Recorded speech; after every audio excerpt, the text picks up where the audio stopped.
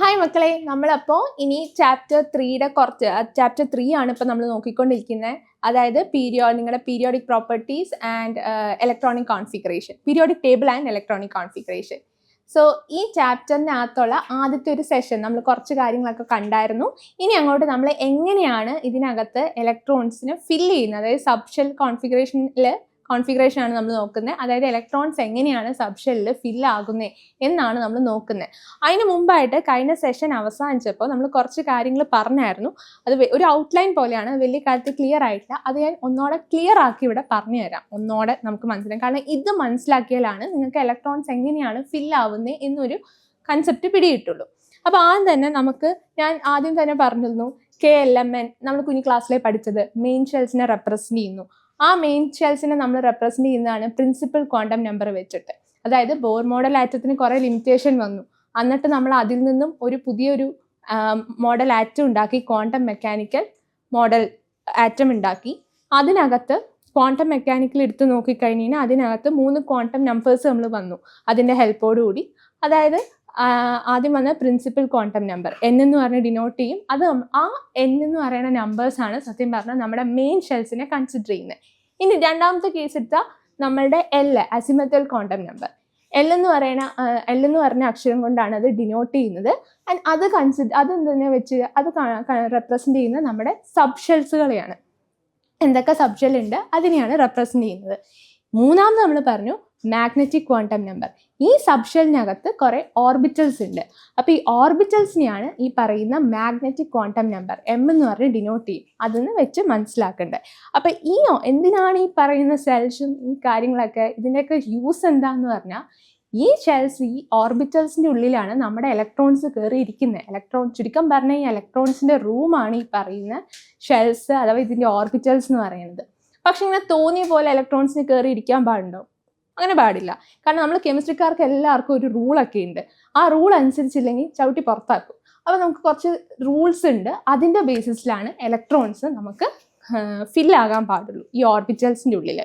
അപ്പോൾ നമ്മൾ ഓരോ ഷെൽസ് എന്തൊക്കെയാണ്, മെയിൻ ഷെൽ എന്താണെന്ന് കണ്ടു, സബ് ഷെൽ എന്താണെന്ന് പറഞ്ഞു. ആൻഡ് ഓരോ സബ് ഷെല്ലിലും എന്തോരം ഓർബിറ്റൽസ് ഒക്കെ ഉണ്ടെന്ന് കഴിഞ്ഞ സെഷൻസിൽ ഞാൻ പറഞ്ഞു തന്നു. ഇനി ഇതിലെങ്ങനെയാണ് ഫില്ല് ആവുന്നത് എന്ന് വെച്ച് കഴിഞ്ഞാൽ 3 റൂൾസ് ഉണ്ട് കെമിസ്ട്രിയിൽ മെയിനായിട്ട്. ആ റൂളിൻ്റെ അടിസ്ഥാനത്തിലാണ് നമ്മൾ ഫില്ല് ആവുന്നത്. ഒന്ന് വരുന്നതാണ് അഫ്ബാവോ പ്രിൻസിപ്പിൾ എന്ന് പറയുന്നത്. ആ റൂള് പറയുന്നത് electrons fills from the lower energy orbital to higher energy orbital. അതായത് ഏറ്റവും എനർജി കുറഞ്ഞ, ഇപ്പം മെയിൻ ഷെല്ലിൻ്റെ കേസിലാണെങ്കിൽ ന്യൂക്ലിയസിനോട് ഏറ്റവും ചേർന്നിരിക്കുന്ന ഷെല്ലിനായിരിക്കും എനർജി കുറവ്. അത് ദൂരത്തേക്ക് പോകുന്തോറും എനർജി അതിൻ്റെ കൂടിക്കൂടി വരും എന്ന് ഞാൻ പറഞ്ഞായിരുന്നു അല്ലേ. അതുപോലെ തന്നെ നമ്മുടെ സബ് ഷെല്ലിൻ്റെ കേസിലും ഓർബിറ്റൽസിൻ്റെ കേസിലും ഈ എനർജി ബാധകമാണ്. അപ്പം ഏറ്റവും എനർജി കുറഞ്ഞ ഓർബിറ്റലിലായിരിക്കണം നമുക്ക് ഫസ്റ്റ് തന്നെ ഇലക്ട്രോൺസിനെ കൊടുക്കേണ്ടത്. ആദ്യം കയറേണ്ട ഇലക്ട്രോൺ ഏറ്റവും എനർജി കുറഞ്ഞ ഇതിലായിരിക്കണം കയറുണ്ടാവുക, ഓർബിറ്റലിലായിരിക്കണം കയറുണ്ടാവുക. അത് കഴിഞ്ഞിട്ട് വേണം ഹയർ എനർജിയിലേക്ക് പോകാൻ വേണ്ടി, ഫില്ല് ചെയ്ത് പോകാൻ. ഇനി മൂന്നാമത് പറയുന്നത് ഹൺസ് റൂളാണ്. ഹൺസ് റൂളിൽ പറയുന്നതെന്ന് പറഞ്ഞു കഴിഞ്ഞാൽ, ഒരു സബ് ഷെല്ലിൻ്റെ അകത്ത് ഇലക്ട്രോൺസ് അതിൻ്റെ ഓർബിറ്റൽസിൽ ഫില്ല് ചെയ്യുന്നത്, അതായത് ഒരു സബ് ഷെല്ലിനകത്ത് ഒരുപാട് ഓർബിറ്റൽസ് കാണും. ഇപ്പോൾ P എന്ന് പറയുന്ന ഒരു സബ് ഷെല്ലിൽ എക്സാമ്പിൾ ആക്കി എടുക്കാം. P എന്ന് പറയുന്ന സബ് ഷെല്ലിൽ 3 ഓർബിറ്റൽസ് ഉണ്ട് അല്ലേ. ഈ 3 ഓർബിറ്റൽസിലും എനിക്ക് ഇലക്ട്രോൺസ്, ഇപ്പം എൻ്റെ കയ്യിൽ 4 ഇലക്ട്രോൺസ് ഉണ്ടെന്ന് കൺസിഡർ ചെയ്യുക നിങ്ങൾ. ഈ 4 ഇലക്ട്രോൺസിനെ എനിക്ക് എങ്ങനെയൊക്കെ ഫില്ല് ചെയ്യാം? ഒന്നെങ്കിൽ ആരോ വെച്ചിട്ടാട്ടോ നമ്മൾ റെപ്രസെൻ്റ് ചെയ്യുന്നത് ഇലക്ട്രോൺസിനെ. എനിക്ക് വേണമെങ്കിൽ ഇങ്ങനെ ഫില്ല് ചെയ്യാം. അപ്പോൾ ഒരു ഓർബിറ്റൽ വേക്കൻ്റ് ആയിട്ട് വരും. പക്ഷെ ഇങ്ങനെ പാടുണ്ടോ? കെമിസ്ട്രി പരമായിട്ട് നോക്കി ഇത് തെറ്റാണ്. ഞങ്ങൾ ശാസ്ത്രജ്ഞന്മാർ ഇതിനെ വെച്ചേക്കുവാണ്. ഇങ്ങനെ പാടില്ല. അതേസമയം എങ്ങനെയാണ് നമുക്ക് ചെയ്യാം? ഇങ്ങനെ ഒരു ഓർബിറ്റൽ വേക്കൻ്റ് ആയിട്ട് ഇരിക്കാൻ പാടില്ല. കാരണം ഹണ്ടിന് വിഷമവും. ഹണ്ട് പറഞ്ഞ എന്താണെന്ന് വെച്ച് കഴിഞ്ഞാൽ, നമ്മൾ സബ് ഷെല്ലിൽ ഇങ്ങനെ ഇലക്ട്രോൺസ് ഫില്ല് ചെയ്യുമ്പോൾ ഓരോ ഓർബിറ്റലിനും ആദ്യം ഓരോ ഇലക്ട്രോൺസ് വീതം കയറണം. ഓരോ ഓർബിറ്റലിലും കയറിയതിന് ശേഷം മാത്രമാണ് എക്സ്ട്രാ ഇലക്ട്രോൺ ഉണ്ടെങ്കിൽ പോയിട്ട് പെയർ ആവാൻ പാടുള്ളൂ, അതായത് കൂടിയിരിക്കാൻ പാടുള്ളൂ. അപ്പം ഇതെങ്ങനെയാണ് നമുക്ക് ഫില്ല് ചെയ്യാൻ പറ്റുന്നത്? ഇപ്പം ഈ കേസിലാണെങ്കിൽ 3 ഓർബിറ്റൽസ് ഉണ്ടെന്ന് പറഞ്ഞു. അപ്പോൾ ആദ്യത്തേൽ ഓരോ ഓർബിറ്റൽസിനും ഓരോ ഇലക്ട്രോൺ വീതം ഞാൻ കൊടുക്കുക. രണ്ടാമത്തെ കേസിലാണെങ്കിൽ എക്സ്ട്രാ വരുന്ന ഒരു ഇലക്ട്രോണിനെ എനിക്ക് ഇവിടെ കൊടുക്കാം. അല്ലാണ്ട് ആദ്യമേ തന്നെ എനിക്ക് പെയർ ചെയ്ത് ഇടാൻ പാടില്ല. ഇതാണ് ഹൺസ് റൂൾ പറഞ്ഞത്. ഇനി നമ്മൾ പോളീസ് എക്സ്ക്ലൂഷൻ പ്രിൻസിപ്പിളിലേക്ക് നോക്കാം. മൂന്നാമതായിട്ട് പറയുന്ന പോളിഷ് എക്സ്ക്ലൂഷൻ പ്രിൻസിപ്പിൾ എന്ന് പറഞ്ഞു കഴിഞ്ഞാൽ, ഞാൻ ആദ്യം പറഞ്ഞു ഒരു ഓർബിറ്റലിന് രണ്ട് ഇലക്ട്രോൺസ് ഓക്യുപ്പൈ ചെയ്യാൻ പറ്റുന്നു. അങ്ങനെയാണെങ്കിൽ ഇവിടെ നോക്കടാ, ഇതിനകത്ത് 2 ഇലക്ട്രോൺസ് ഓക്യുപ്പൈ ചെയ്തിട്ടുണ്ട്. ഞാൻ പറഞ്ഞു ആരോ മാർക്ക് വെച്ചിട്ടാണ് ഇലക്ട്രോൺസിനെ നമ്മൾ റെപ്രസെന്റ് ചെയ്യാന്ന്. അങ്ങനെയാണെങ്കിൽ ഞാൻ ഇതിനെ ഹാഫ് ആരോസ് എന്നാണ് വിളിക്കുന്നത്. ഒരു ആരോയിന് നമ്മളിങ്ങനെ മുറിച്ചത് വെർട്ടിക്കലായിട്ട്, അപ്പോൾ ഹാഫ് ആരോ എന്നാണ് വിളിക്കുന്നത്. അപ്പോൾ ഒരു ഹാഫ് ആരോ പോയേക്കണ മുകളിലേക്കാണ്, വേറൊരെണ്ണം ആണെങ്കിൽ താഴത്തേക്കാണ് പോയേക്കണേ. ഓക്കെ, അതെന്തുകൊണ്ടാണെന്നറിയോ? പോളീനെ നമുക്ക് സങ്കടപ്പെടുത്താൻ പറ്റാത്തതുകൊണ്ടാണ്. കാരണം പോളി പറഞ്ഞേക്കണ എന്താണെന്ന് വെച്ച് കഴിഞ്ഞാൽ, ഒരു ഓർബിറ്റലിൽ 2 ഇലക്ട്രോൺസ് ആണ് മാക്സിമം കപ്പാസിറ്റി ആ ഓർബിറ്റലിൻ്റെ. പക്ഷേ ആ 2 ഇലക്ട്രോൺസും എന്താവരുത്, ഒരേ സ്പിന്നിലായിരിക്കരുത്. അതായത് എനിക്ക് ഇതാണ് ശരി. സപ്പോസ് ഞാൻ ഇങ്ങനെ എഴുതുവാണ്, ഈ 2 ഓർബിറ്റലും മുകളിലേക്ക്, അതായത് ഈ 2 ആരോയും മുകളിലേക്ക് ഇട്ട് അതിൻ്റെ അർത്ഥം രണ്ടും ഒരേ സ്പിന്നിലാണെന്നാണ്. അതായത് ഒരേ രീതിയിലാണ് സ്പിൻ ചെയ്യാൻ, മീൻസ് ഇങ്ങനെ റൊട്ടേറ്റ് ചെയ്യുക ഒരേ ആക്സിസിൽ. അപ്പോൾ ഒരേ ഡയറക്ഷനിലാണ് സ്പിൻ ചെയ്യണമെന്നാണ് അർത്ഥം. അപ്പോൾ ഇങ്ങനെ കൊടുക്കുന്നത് തെറ്റാണെന്നാണ് പറയുന്നത്. കാരണം ഒരു ഓർബിറ്റലിനകത്ത് സപ്പോസ് ഇപ്പോൾ 2 ഇലക്ട്രോൺ ഉണ്ടെന്ന് വെക്കുകയാണെങ്കിൽ, ആദ്യത്തെ ഇലക്ട്രോൺ ഇപ്പോൾ ആൻറ്റി ക്ലോക്ക് വൈസ് സ്പിൻ ആണെങ്കിൽ രണ്ടാമത്തെ ഇലക്ട്രോൺ എന്തായിരിക്കണം? ക്ലോക്ക് വൈസ് സ്പിൻ ആയിരിക്കണം. ഇതാണ് പോളിയും പറഞ്ഞു വെച്ചത്. Each orbitals can hold a maximum number of 2 electrons, ഞാൻ പറഞ്ഞു. And these 2 electrons must have opposite spin. ഇതാണ് നമ്മളുടെ റൂൾസ്, അതായത് തിയറീസ്. നമ്മൾ ഇലക്ട്രോണിക് കോൺഫിഗറേഷൻ, അതായത് ഇനി അങ്ങോട്ട് കുഞ്ഞു പിള്ളേരല്ല, നമ്മൾ KLMN വെച്ച് 8ാം ക്ലാസ് വരെ പഠിച്ചു. ഇനി അങ്ങോട്ട് നമ്മൾ ഇലക്ട്രോണിക് കോൺഫിഗറേഷൻ കെമിസ്ട്രിയിൽ എഴുതാൻ പറഞ്ഞു കഴിഞ്ഞാൽ, അല്ലെങ്കിൽ നിങ്ങൾ മുമ്പോട്ട് സയൻസാണ് ചൂസ് ചെയ്യണമെങ്കിൽ നിങ്ങൾക്ക് മൊത്തം ഇനി സബ്ഷൽ കോൺഫിഗറേഷൻ ആണ്. സോ നമ്മൾ ഇലക്ട്രോണിനെ ഇങ്ങനെ റെപ്രസെൻ്റ് ചെയ്തൊക്കെ എഴുതാൻ വരും. അപ്പോൾ അങ്ങനെയൊക്കെ വരുമ്പോൾ നിങ്ങൾക്ക് ഈ 3 റൂളും അടിസ്ഥാനപരമായിട്ട് നോക്കിയിട്ടാണ് നമ്മൾ ഫില്ല് ചെയ്യുന്ന ഇലക്ട്രോൺസിനെ. അപ്പം ഇനി നമുക്ക് അത് നോക്കാം. ഇനി ഇതിനകത്ത് എനർജീസിനെ കുറിച്ച് നമ്മൾ പറയുകയാണെങ്കിൽ, അതിനകത്ത് ഞാൻ ഏറ്റവും കൂടുതൽ സ്ട്രെസ് ചെയ്ത് പറഞ്ഞത് ആഫ്ബോ പ്രിൻസിപ്പിളാണ്. കാരണം ഇവിടെ നമ്മൾ ഇലക്ട്രോൺസിനെ മെയിൻലി ഫില്ല് ചെയ്യുന്നത്, അതായത് ആ 3 ലോയും ഒരേപോലെ ഇമ്പോർട്ടൻ്റ് ആണ് ഫില്ല് ചെയ്യാൻ നേരത്ത്. പക്ഷേ ഈ ഓർബിറ്റൽസ് തരം തിരിച്ചേക്കും. നമ്മൾ കുറേ നേരമായി എനർജി എന്ന് പറയുന്നു. അതായത് ആദ്യത്തെ ആഫ്ബോ പ്രിൻസിപ്പിൾ പ്രകാരം നമ്മൾ എന്താ പറഞ്ഞത്, ആദ്യത്തെ ഇലക്ട്രോൺ ഏറ്റവും ലോവസ്റ്റ് എനർജി ഉള്ള ഓർബിറ്റലിലാണ് കയറേണ്ടി ചെയ്യുന്നത്.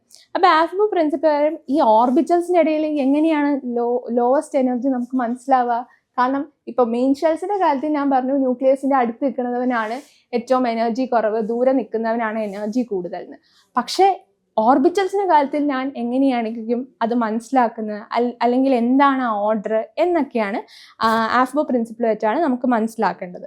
അപ്പം ഞാൻ അതിലേക്ക് കിടക്കുന്നതിന് മുമ്പ് n+l വാല്യൂ എന്ന് പറയുന്ന ഒരു വാല്യൂ നിങ്ങൾ കൺസിഡർ ചെയ്യാനുണ്ട്. അതായത് ഇത് പ്രകാരം നമ്മൾ ഈ പറയുന്ന എനർജീസിൻ്റെ അടിസ്ഥാനത്തിലാണ് ഇലക്ട്രോൺസ് ഫില്ല് ചെയ്യുന്നത്, അതായത് ഓർബിറ്റൽസിൽ ഫില്ലാകുന്നത്. ആൻഡ് ഇതെന്ന് പറയുന്നത് ഇത് ബേസ്ഡ് ഓൺ n+l വാല്യൂ വെച്ചിട്ടാണ് നമ്മൾ വരുന്നത്. അപ്പോൾ n+ വാല്യൂ വെച്ചിട്ടാണ്, അതിൻ്റെ ബേസിസിലാണ് നമ്മൾ ഈ പറയുന്ന സബ്ഷെല്ലിൻ്റെ ഈ സബ്ഷെല്ലിൻ്റെ എനർജി ഓർഡർ നമ്മൾ അതിൻ്റെ ബേസിസിലാണ് ഉണ്ടാക്കിയിരിക്കുന്നത്. അപ്പോൾ ഈ n+ വാല്യൂ എന്തിനാണെന്ന് വെച്ചാൽ, ഇപ്പോൾ ഞാൻ ഒരു എക്സാമ്പിൾ പറഞ്ഞുതരാം. 1s-ഉം 2s-ഉം നിങ്ങൾ കൺസിഡർ ചെയ്യാം. അപ്പോൾ ഇതിൻ്റെ n+ വാല്യൂ എങ്ങനെയാണ് കാൽക്കുലേറ്റ് ചെയ്യുന്നതെന്ന് പറഞ്ഞു കഴിഞ്ഞാൽ, 1 എന്ന് പറയുന്നത് ഇവിടെ എന്തായിരിക്കും? ഈ 1 വേറെ കളറിലെടുക്കാം. ഇവിടെ ഈ 1 എന്ന് ഉദ്ദേശിക്കുന്നത് n ആണ് എൻ്റെ, അതായത് ആദ്യത്തെ ഈ 1 എന്ന് ഉദ്ദേശിക്കുന്ന എൻ്റെ n പ്രിൻസിപ്പൽ ക്വാണ്ടം നമ്പറാണ് ഈ 1 എന്ന് പറയുന്നത്. ആൻഡ് s എന്ന് പറയുന്നത് എൻ്റെ l ആണ്, അതായത് എൻ്റെ അസിമത്തൽ ക്വാണ്ടം നമ്പർ. സബ്ഷെല്ലാണല്ലോ ഈ എസ് എന്ന് പറയുന്നത്. സബ്ഷെല്ലിനെ റെപ്രസെൻറ്റ് ചെയ്യാനാണല്ലോ അസിമത്തൽ ക്വാണ്ടം നമ്പർ തന്നെ രൂപപ്പെട്ടേക്കുന്നത്. അപ്പോൾ എൻ്റെ എൽ എന്ന് പറയുന്നത് എസ്സും n എന്ന് പറയുന്നതാണ് ഈ പറയുന്ന 1 എന്ന് പറയുന്നത്. അപ്പോൾ ഇനി അങ്ങനെ നമുക്ക് n-ൻ്റെ വാല്യൂ മനസ്സിലായി 1. ഇനി l-ൻ്റെ വാല്യൂ എന്താന്ന് പറഞ്ഞാൽ s എന്ന് നമ്മൾ തന്നിട്ടുണ്ടല്ലേ. l-ൻ്റെ ഇതിൻ്റെ അടിസ്ഥാനത്തിൽ നമ്മൾ എങ്ങനെയാണ് l എന്ന് പറയുന്നത് 0, 1, 2, 3 ഇങ്ങനെയാണ് വന്നേക്കുന്നത്. ആൻഡ് ഈ 0 ഡിനോട്ട്സ് എസ് ആയിരിക്കും, 1 ഡിനോട്ട്സ് പി ആണ്, 2 denotes D and 3 denotes F. Okay, അങ്ങനെയാണെങ്കിൽ ഇവിടെ S ആണ് നമുക്ക് തന്നേക്കുന്നത്. അപ്പോൾ എസിൻ്റെ നേരെ എസ് റെപ്രസെൻറ്റ് എൽ വാല്യൂ. ഏത് എൽ വാല്യൂ ആണ്? 0 ആണ്. അപ്പോൾ എന്നിൻ്റെ വാല്യൂവും കിട്ടി, എല്ലിൻ്റെ വാല്യൂവും കിട്ടി. അങ്ങനെയാണെങ്കിൽ n പ്ലസ് എൽ എന്ന് പറയുന്നത് എന്താണ് ഇവിടെ? 1 പ്ലസ് 0, ദാറ്റ് ഇസ് 1 തന്നെയാണ്. അപ്പോൾ n പ്ലസ് വാല്യൂ ഇവിടെ 1 ആണ്. ഇനി രണ്ടാമത്തെ, ഇനിയിപ്പോൾ 2s നമ്മൾ കൺസിഡർ ചെയ്യാം. ഇവിടെ 2ൻ്റെ കേസിലാണെങ്കിൽ n എന്ന് പറയുന്നത് 2 ആണ്. എൽ സെയിം ആണ്, എസ് ആയതുകൊണ്ട് എല്ലിൻ്റെ വാല്യൂ 0 ആണ്. അപ്പം n പ്ലസ് എല്ലിൻ്റെ വാല്യൂ എന്താ വരിക? 2 പ്ലസ് 0, അതായത് 2 ആണ്. അപ്പം n പ്ലസ് എല്ലിൻ്റെ വാല്യൂ അങ്ങനെ കിട്ടും. ഇനി നെക്സ്റ്റ്, ഇനിയിപ്പോൾ വേറെ 2 കൺസിഡറേഷൻ ഞാൻ പറയാം. 2pയും അതുപോലെ തന്നെ 3sഉം. 2p എന്ന് പറയുമ്പോൾ 2ൻ്റെ വാല്യൂ 2 ആണ് ഇവിടെ എന്നിൻ്റെ വാല്യൂ ആയിട്ട് എടുക്കണേ. അതുപോലെ തന്നെ പി എന്ന് പറയുന്നത് നമ്മുടെ എല്ലാണ്. എല്ലിൻ്റെ വാല്യൂ പിൻ്റെ നേരെയുള്ളത് എന്താ? 1 ആണ്. അപ്പോൾ എല്ലിൻ്റെ വാല്യൂ ഇങ്ങനെ കിട്ടി 1 ആണ്. അപ്പോൾ n പ്ലസ് എൽ വാല്യൂ എന്തായിരിക്കും? 2 പ്ലസ് 1 3 ആണ്. ഇനി സെക്കൻഡ് കേസ് 3s ആണ്. എന്നിൻ്റെ വാല്യൂ ഇവിടെ 3 ആണ്. അതുപോലെ തന്നെ എല്ലിൻ്റെ വാല്യൂ വരുന്നത് എസ്, വിച്ച് ഡിനോട്ട്സ് 0 ആണ്. അപ്പം n പ്ലസ് എല്ലിൻ്റെ വാല്യൂ എന്താ? 3 പ്ലസ് 0 3 തന്നെ. അപ്പോൾ ഇവിടെ നോക്കിക്കേ, രണ്ടും ഒരേ നമ്പറാണ്. ഇവിടെയാണെങ്കിൽ n പ്ലസ് എല്ലിൻ്റെ വാല്യൂ വരുന്ന രണ്ടും ഡിഫറെൻറ്റ് നമ്പറാണ്. ഇനി ഈ ഞാൻ പറഞ്ഞു n plus L value consider ചെയ്തിട്ടാണ് നമ്മൾ എനർജി നോക്കുന്നതെന്ന്. n plus L value 2 rules ഉണ്ട്. ഏറ്റവും കുറവുള്ളതിനായിരിക്കണം ഏറ്റവും ലോവസ്റ്റ് എനർജി ഉണ്ടാവുക. എന്താണ്? ഏറ്റവും n പ്ലസ് എല്ലിൻ്റെ വാല്യൂ ഏറ്റവും കുറവേതിനോ അതിനായിരിക്കും ഏറ്റവും ലോവസ്റ്റ് എനർജി വരിക. ഇനി ഈ രണ്ടാമത്തെ കേസ് എടുത്തു കഴിഞ്ഞാൽ ഇത് നമുക്ക് 2 കേസായിട്ട് കൺസിഡർ ചെയ്യാം. ഇത് ആദ്യത്തെ കേസ് ഞാൻ റോമൻ ലെറ്റർ 1 ഇട്ടേക്കുന്നു. ഇത് രണ്ടാമത്തെ കേസ് റോമൻ ലെറ്റർ 2 ഇട്ടേക്കുന്നു. ആദ്യത്തെ ഇങ്ങനെ വരുമ്പോൾ ഇവിടെയാണെങ്കിൽ 2 n plus L value same ആണ്. അപ്പം ഇങ്ങനെ വരുന്ന കേസുകളിൽ ഏതിനായിരിക്കും എനർജി, അതായത് ഏത് ആണ് ഹയസ്റ്റ് എനർജി എന്നുള്ളത് അല്ലെങ്കിൽ ലോവർ എനർജി എന്നുള്ളത് എങ്ങനെ കൺസിഡർ ചെയ്യാമെന്ന് വരുമ്പോൾ ഇവിടെ നമുക്ക് ഇങ്ങനെ ഈക്വൽ കേസ് സെയിം വാല്യൂസ് വരുമ്പോൾ ഏത് എന്നിനാണ്, അതായത് നമ്മൾ പ്രിൻസിപ്പൽ ക്വാണ്ടം നമ്പറാണ് ശ്രദ്ധിക്കേണ്ടത്. എന്നിൻ്റെ വാല്യൂ ആണ് നോക്കേണ്ടത്. അപ്പോൾ എന്നിൻ്റെ വാല്യൂ എവിടെയാണോ ചെറുത് അതിനായിരിക്കും ലോവർ എനർജി ഉണ്ടാവുക. എന്താണ്? n വാല്യൂ ചെറുതുള്ളതിനായിരിക്കും ലോവർ എനർജി ഉണ്ടാവുക. എങ്ങനെ? n plus L value equal ആകുന്ന കേസുകളിലാണ് ഞാനിത് പറയുന്നത്. ഇത്രയും ക്ലിയർ ആണോ? അപ്പോൾ ഈ n പ്ലസ് വാല്യൂയുടെ അടിസ്ഥാനത്തിലാണ് നമ്മൾ എനർജി ഓർഡർ അതായത് ഓരോ സബ്ഷൻ്റെയും എനർജി നമ്മൾ എന്തൊക്കെയാണെന്ന് മനസ്സിലാക്കുന്നത്. ആൻഡ് ആ എനർജി ഓർഡറിലാണ് നമ്മൾ ഇലക്ട്രോൺസ് ഇട്ട് കൊടുക്കുന്നത്. ഓക്കെ, അങ്ങനെയാണെങ്കിൽ നിങ്ങളുടെ ടെക്സ്റ്റിൻ്റെ സൈഡിൽ ഇങ്ങനെ ഒരു പിക്ചർ വരുന്നുണ്ട്. അതായത് ആഫ്ബോ പ്രിൻസിപ്പിൾ വെച്ചിട്ട് നമ്മൾ ഓരോ ഒരുപാട് സബ്ഷെല്ലുണ്ട്. ആൻഡ് ആ സബ്ഷെല്ലിൻ്റെയൊക്കെ എനർജി ഓർഡറാണ് ഈ കൊടുത്തേക്കുന്നത്. ഇങ്ങനെ കാണുമ്പോൾ ഈ അമ്പും വില്ലൊക്കെ കാണുമ്പോൾ പേടിക്കൊന്നും വേണ്ട, വളരെ സിമ്പിളാണ്. സംഭവം എന്താണെന്ന് വെച്ചാൽ ഇതിൻ്റെ ഓർഡർ ഈ ആരോ പോകുന്നില്ലേ, ഈ രീതിക്കാണ് നമ്മൾ ഓർഡർ നോക്കേണ്ടത്. ആദ്യം ഇൻക്രീസിങ് ഓർഡറിൽ നമ്മൾ കൺസിഡർ ചെയ്യാണ്. എന്താണ് ഇൻക്രീസിങ് ഓർഡറിൽ? സബ്ഷെല്ലിൻ്റെ എനർജിയുടെ ഇൻക്രീസിങ് ഓർഡർ വെച്ച് കൺസിഡർ ചെയ്ത് കഴിഞ്ഞാൽ ഏറ്റവും ലീസ്റ്റ് 1s ആണ്. അത് കഴിഞ്ഞ് വരുന്നത് 2sനാണ്. അത്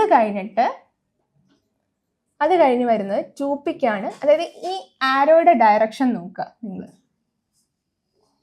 ഈ ആരോയുടെ ഡയറക്ഷൻ വെച്ചിട്ട് ആണ് നമ്മൾ നോക്കുന്നത്. കീപോർട്ടേക്ക് നോക്കണം. രണ്ടാമത് വരുന്നത് ഇവിടെ 2p ആണ്. മൂന്നാമത് വരുന്നത് 3s ആണ്. ഇപ്പം 2p, പിന്നെ 3s, അത് കഴിഞ്ഞ് 3p, 4s, ഇങ്ങനെ അത് പോകും. കൺസിഡർ ചെയ്യും. ഇങ്ങനെയാണ് നമ്മുടെ എനർജിയുടെ അടിസ്ഥാനത്തിൽ സബ്ഷെൽസ് തിരിക്കുന്നത്. ഇത് എളുപ്പത്തിൽ മനസ്സിലാക്കാൻ, കാരണം ഇങ്ങനെ പിക്ചേഴ്സൊക്കെ വരച്ച് ചിലപ്പോൾ സമയം ഉണ്ടാവില്ല. അപ്പോൾ നിങ്ങൾ ഇങ്ങനെ മനസ്സിലാക്കിയാൽ മതി. ഇലക്ട്രോണിക് കോൺഫിഗറേഷൻ എഴുതുമ്പോൾ ഇവിടെ കണ്ടോ 1s, 2s, 2p, 3s ഇങ്ങനെയാണ് ഓർഡർ വരുന്നത്. അപ്പോൾ എളുപ്പത്തിൽ നിങ്ങൾക്ക് മനസ്സിലാക്കാൻ പാസ പാസ ദപ്പസ അങ്ങനെ ഓർത്താൽ മതി. എന്താണ്? സാ സ പാസ പാസ ദപ്പസ അങ്ങനെ ഓർത്താൽ മതി. അതായത് എല്ലാത്തിനും ഒരു ആ ഇട്ട് കൊടുക്കുക, ഇട്ട് കൊടുക്കുക. അതായത് ഇവിടെ സ, ഇവിടെയും സ, ഇവിടെ പ സ. അയ്യോ പാസ് ഡായാണ് എഴുതിയേക്കുന്നത്. പ സ, പിന്നെയും പ സ, പിന്നെ ഡി വരും. ഡി വരുമ്പോൾ ദപ്പസ അങ്ങനെ ഓർത്ത് വയ്ക്കുക. അപ്പോൾ ഞാൻ ചുമ്മാ എഴുതിയിടാം. സ എസ് എസ്, പിന്നെ പാസ പാസ ദപ്പസ ദപ്പസ ഇങ്ങനെ വന്നു. ഓക്കെ, ഇനി നമ്മൾ ചുമ്മാ നമ്പർ ഇടാൻ പഠിച്ചാൽ മതി. എങ്ങനെയാണ് നമ്പർ ഇടാൻ പഠിച്ചാൽ മതി. ആദ്യം നമ്മൾ നമ്പർ ഇടുമ്പോൾ എസ്സിനെ മാത്രം കൺസിഡർ ചെയ്യുക. അപ്പോൾ ആദ്യത്തെ എസ്സിന് 1 കൊടുക്കുക, രണ്ടാമത്തെ എസ്സിന് 2 കൊടുക്കുക, മൂന്നാമത്തെ എസ്സിന് 3, 4, 5, 6 എസ്സിനൊക്കെ നമ്മൾ അങ്ങനെ നമ്പർ ഇട്ട് പോവുക. ഇനി രണ്ടാമത് നമ്മൾ ആരെയാ? പി എന്ന് പറയുന്ന അക്ഷരത്തിനാണ് നമ്പർ ഇടുന്നത്. പിന്റെ നമ്പർ സ്റ്റാർട്ട് ചെയ്യുമ്പോൾ എസിന്റെ നമ്പർ 1ൽ നിന്നാണ് സ്റ്റാർട്ട് ചെയ്തത്. പിയുടെ നമ്പർ നമ്മൾ സ്റ്റാർട്ട് ചെയ്യുമ്പോൾ 2ൽ നിന്ന് വേണം സ്റ്റാർട്ട് ചെയ്യാൻ.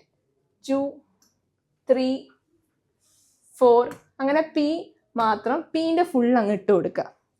അത് കഴിഞ്ഞ് പിയുടെ കഴിയുമ്പോൾ നമ്മൾ നെക്സ്റ്റ് നോക്കുന്ന കൺസിഡർ ചെയ്യേണ്ട ഡിയുടെയാണ്. ആൻഡ് ഡിയുടെ കേസിൽ നമ്മൾ 3ൽ നിന്നാണ് സ്റ്റാർട്ട് ചെയ്യേണ്ടത് നമ്പർ ഇടാൻ. ഇവിടെ ഞാൻ ഇപ്പോൾ 2 ഡി ആണ് എഴുതിയിട്ടുള്ളൂ. അപ്പോൾ 3, 4 സി ഇതാണ് നമ്മളുടെ എനർജിയുടെ ഇൻക്രീസിങ് ഓർഡറിൽ നമ്മൾ സബ്ഷനിൽ എഴുതി കഴിഞ്ഞു. അപ്പോൾ ഈ കോഡ് ഓർത്ത് വെച്ചാൽ മതി. സാസ പാസ ദപ്പസ ദപ്പസ. ഈ രീതിയിലായിരിക്കും നിങ്ങൾക്ക് എളുപ്പത്തിൽ ഇലക്ട്രോണിക് കോൺഫിഗറേഷൻ എഴുതാൻ ഈ ഒരു കോഡ് ഓർത്താൽ മതി. പാട്ട് പാടിയാൽ മതിടാ. അപ്പം ഇത് ക്ലിയർ ആണോ? ഓക്കെ, അങ്ങനെയാണെങ്കിൽ നമുക്ക് ഈ തന്നേക്കുന്ന എലിമെൻസിൻ്റെ ഒരു ഇലക്ട്രോണിക് കോൺഫിഗറേഷൻ നമുക്ക് എഴുതാം അല്ലേ? നമ്മൾ ഈ ആൽഫബ പ്രിൻസ് ഇലക്ട്രോണിക് കോൺഫിഗറേഷൻ എന്താണെന്ന് പഠിച്ചു, ഇലക്ട്രോൺസ് എങ്ങനെ കൊടുക്കണം എന്ന് പഠിച്ചു, ഓരോന്നിനും എത്ര വീതം ഇലക്ട്രോൺസ് കയറണം എന്ന് പഠിച്ചു. അപ്പോൾ അതൊന്ന് ഒന്നോടെ വ്യക്തമായിട്ട് മനസ്സിലാക്കാൻ വേണ്ടി നമുക്ക് ഈ 4 എലിമെൻറ്റ്സ് ഞാനിവിടെ എഴുതിയിട്ടുണ്ട്. ഇതിൻ്റെ 4 എണ്ണത്തിൻ്റെയും ഇലക്ട്രോണിക് കോൺഫിഗറേഷൻ എങ്ങനെ എഴുതാമെന്ന് നമുക്ക് നോക്കാം. അപ്പം നോക്കിക്കേ, ആദ്യം തന്നേക്കണ ബെർലിയമാണ്. ബെർലിയത്തിൻ്റെ അറ്റോമിക് നമ്പർ 4 എന്നാണ് തന്നേക്കണേ. 4 ആണ് ബെർലിയത്തിൻ്റെ അറ്റോമിക് നമ്പർ. അറ്റോമിക് നമ്പർ ആയിരിക്കും എപ്പോഴും എത്ര അറ്റോമിക് നമ്പർ ആണോ കൊടുത്തേക്കുന്നത് അതിനോട് ഈക്വൽ ആയിരിക്കും നമ്മുടെ നമ്പർ ഓഫ് ഇലക്ട്രോൺസ് എന്ന് പറയുന്നത്. അപ്പോൾ ബെർലിയത്തിൻ്റെ കേസിലാണെങ്കിൽ മൊത്തം 4 ഇലക്ട്രോൺസ് ഉണ്ട്. അപ്പോൾ നമ്മൾ സബ്ഷൽ ഇലക്ട്രോണിക് കോൺഫിഗറേഷൻ വെച്ചിട്ട് ബെർലിയം എഴുതുമ്പോൾ ഞാൻ എന്താണ് സ സ 1ഉം 2ഉം. ആദ്യത്തേത് 1s 2s. ഓക്കെ, ഇനി 4 ഇലക്ട്രോൺസ് കൊടുക്കണം. എസിൻ്റെ കാര്യത്തിൽ എസിന് എത്ര ഇലക്ട്രോൺസ് മാക്സിമം എടുക്കാൻ പറ്റും? എസിന് ഒരു ഓർബിറ്റലേ ഉള്ളൂ. ഒരു ഓർബിറ്റലിൽ എത്ര ഇലക്ട്രോൺസിന് കയറാൻ പറ്റും? 2 ഇലക്ട്രോൺസിന് വീതം കയറാൻ പറ്റും. സോ എസിൻ്റെ മാക്സിമം അക്കോമഡേഷൻ സ്പേസ് അല്ലെങ്കിൽ മാക്സിമം കപ്പാസിറ്റി എന്ന് പറയുന്നത് 2 ഇലക്ട്രോൺസ് ആണ്. എസ് എന്ന് പറയുന്ന സബ്ഷെൽസിൻ്റെ കാര്യത്തിൽ മാത്രം. അങ്ങനെയാണെങ്കിൽ മൊത്തം 4 ഇലക്ട്രോൺസ്. ആദ്യത്തെ എസ്സിൽ 2 ഇലക്ട്രോൺസ് കയറി, രണ്ടാമത്തെ 2s ബാലൻസ് ഉള്ള 2 എണ്ണം കൂടെ കയറി. അപ്പോൾ ബെർലിയത്തിൻ്റെ സബ്ഷെൽ കോൺഫിഗറേഷൻ 1s2ഉം 2s2. പറയുമ്പോൾ ഇങ്ങനെയാണ് പറയേണ്ടത്, 1s2. ഈ 1s മേളത്തെ 2, 1s2 അതുപോലെ തന്നെ 2s2. ഇനി രണ്ടാമത്തെ കേസ് നോക്കാം. നമുക്ക് കിട്ടിയേക്കുന്ന നൈട്രജൻ ആണ്. ആൻഡ് അറ്റോമിക് നമ്പർ 7 ആണ്. അപ്പോൾ ആരെ എടുക്കണം? വീണ്ടും നമ്മുടെ കോഡ് പ്രകാരം സാസ എടുത്തു വരിക, പിന്നെ പി ആൻഡ് നമ്പർ ഇടുക 1, 2. പിയുടെ കേസിലാണെങ്കിൽ 2, 1, 2s 1s 2s 2p. ഇനി ആദ്യത്തെ ആള് ഇവിടെ മൊത്തം 7 ഇലക്ട്രോൺസ് ഉണ്ട്. അപ്പോൾ ആദ്യത്തെ എസിൻ്റെ കേസിൽ ഞാൻ പറഞ്ഞു മാക്സിമം 2 ഇലക്ട്രോൺസിനെയാണ് എസിന് ഹോൾഡ് ചെയ്യാൻ പറ്റുള്ളൂ. പക്ഷേ പി സബ്ഷെല്ലിൽ എത്ര ഓർബിറ്റൽസ് ഉണ്ട്? 3 ഓർബിറ്റൽസ് ഉണ്ട് അല്ലേ? 3 ഓർബിറ്റൽസ് ഉള്ളതുകൊണ്ട് ഓരോ ഓർബിറ്റൽസിലും 2 എണ്ണം വീതം വെച്ച് നമ്മൾ കൂട്ടുമ്പോൾ കണക്കാക്കുമ്പോൾ 3 ഓർബിറ്റൽസിൽ കൂടെ മൊത്തം എത്ര ഇലക്ട്രോൺസിന് ഇരിക്കാനുള്ള സ്പേസ് ഉണ്ട്? 3 × 2 6. അതായത് പി ഓർബിറ്റലിനെ സംബന്ധിച്ചോളം 6 ഇലക്ട്രോൺസ് ആണ് അതിന് മാക്സിമം ഒക്യുപ്പൈ ചെയ്യുക. അതായത് അതിൻ്റെ കപ്പാസിറ്റി, പി ഓർബിറ്റൽസിൻ്റെ കപ്പാസിറ്റി എന്ന് പറയുന്നത് 6 ആണ് മൊത്തത്തിൽ. അപ്പോൾ 6 എണ്ണം. അപ്പോൾ ആദ്യത്തെ എസ്സിന് നമുക്ക് 2 എണ്ണം കൊടുക്കാം. പിന്നത്തത് നെക്സ്റ്റ് എനർജിയുള്ള 2s, കുറച്ചുകൂടെ ഹൈ ആയിട്ട് എനർജിയുള്ള 2sനും 2 ഇലക്ട്രോൺ കൊടുക്കാം. ഇനി പിന്നെ 2p ഉണ്ട്. 2pക്ക് 6 പേരെ ഒക്യുപ്പൈ ചെയ്യാൻ പറ്റും. പക്ഷെ നമ്മുടെ കയ്യിൽ കൊടുക്കാൻ ഇലക്ട്രോൺസ് ഇല്ലല്ലോ. അതുകൊണ്ട് തന്നെ ബാലൻസ് ഉള്ള 3 ഇലക്ട്രോൺസ് ആ 2pയിൽ പോകും. അതായത് അവിടേക്ക് സ്പേസ് ഉണ്ടെന്ന് പറഞ്ഞ് നമ്മുടെ കയ്യിൽ ഇലക്ട്രോൺസ് ഉണ്ടെങ്കിൽ അവിടെ ഇട്ട് കൊടുക്കാൻ പറ്റുള്ളൂ. അല്ലെങ്കിൽ ആ സ്പേസ് വേക്കൻ്റ് ആയിട്ട് അവിടെ കിടക്കും കേട്ടോ. അപ്പോൾ ഇവിടെ നമുക്ക് 3 പേരെ പിയിലും ഇട്ട് കൊടുത്തു. ഇനി നമുക്ക് നിയോണിനെ കൺസിഡർ ചെയ്യാം. നിയോണിൻ്റെ അറ്റോമിക് നമ്പർ വരുന്നത് 10 ആണ്. അപ്പോൾ അയാളെ നമുക്ക് കൺസിഡർ ചെയ്യുമ്പോൾ 1s2 2s2 2p. നോക്കിക്കേ, എസിന് 2 ഇട്ട് കൊടുത്തു. പിന്നെ ബാലൻസ് എത്ര പേരുണ്ട്? 8 ഇലക്ട്രോൺസ് ഉണ്ട്. വീണ്ടും 2 ഇലക്ട്രോൺസ് വീണ്ടും കയറി. ഇനി ഇപ്പം മൊത്തം 6 ഇലക്ട്രോൺസ് ഉണ്ട്. ആ 6 ഇലക്ട്രോൺസ് ഞാൻ പിയിൽ ഇട്ട് കൊടുത്തു. പിയിൽ 6 പേരെ പറ്റൂലോ അങ്ങനെ. അപ്പോൾ ഇവിടെ നോക്കിയേ, നിയോൺ എന്ന് പറയുന്നത് കംപ്ലീറ്റ്ലി ഫിൽഡ് ആണ്. എന്താണ്? കംപ്ലീറ്റ്ലി ഫിൽഡ് ആണ്. കാരണം പി ഓർബിറ്റ് എല്ലാത്തിനും എന്തോരം അക്കോമഡേറ്റ് ചെയ്യാൻ പറ്റുമോ അതിനനുസരിച്ച് ആൾക്കാരെ കിട്ടിയിട്ടുണ്ട്. 1sന്റെ കാര്യത്തിലാണെങ്കിൽ 2 പേരേ പറ്റുള്ളൂ. 2 പേര് കയറി. 2sന്റെ കാര്യത്തിൽ എസ് ആയതുകൊണ്ട് അവിടെയും 2 പേർക്കേ പറ്റുള്ളൂ. പിയുടെ കാര്യത്തിൽ 6 പേരെ പറ്റും. ആ 6 പേരും ഉണ്ട്. അങ്ങനെ നമ്മൾ നിയോണിൻ്റെ കേസിൽ 1s2 2s2 2p6. അങ്ങനെ നിയോണിൻ്റെയും കഴിഞ്ഞു. ഇനി നമുക്ക് അലൂമിനിയം നോക്കാം. അലൂമിനിയം 13 ആണ്. അലൂമിനിയത്തിന് എത്ര ഉണ്ട്? 13 പേരുണ്ട്. അയാളുടെയും കൂടെ ഒന്ന് കൺസിഡർ ചെയ്യാം.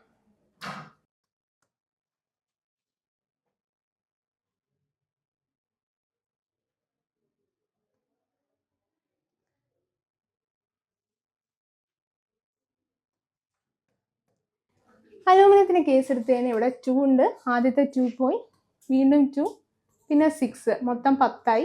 ഇനി 3 പേരെയും കൂടെ വേണം. അപ്പോൾ 3sൽ പിന്നെയും 2 പേരെ പറ്റുള്ളൂ. ബാലൻസ് വരുന്ന ഒരു ഇലക്ട്രോൺ പിയിലും കയറും. അങ്ങനെ അലൂമിനിയത്തിൻ്റെ കേസും കഴിഞ്ഞു. ഇത് ഇങ്ങനെയാണ് നമ്മൾ ഇലക്ട്രോണിക് കോൺഫിഗറേഷൻ എഴുതുന്നത്. ഓക്കെ, ഇത്രയും ക്ലിയർ ആണല്ലോ. ഇങ്ങനെ നമ്മൾ ഇലക്ട്രോണിക് കോൺഫിഗറേഷൻ എഴുതും.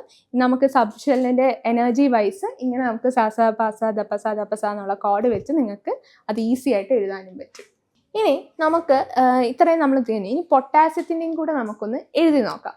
പൊട്ടാസ്യത്തിൽ കാണിച്ചേക്കണുണ്ടോ 19 ഇലക്ട്രോൺസ് ഉണ്ട്. അപ്പോൾ ഒന്ന് ആലോചിച്ച് നോക്ക്, അങ്ങനെ കോൺഫിഗറേഷൻ ചെയ്താൽ 1s 2s പിന്നെ 3p 3s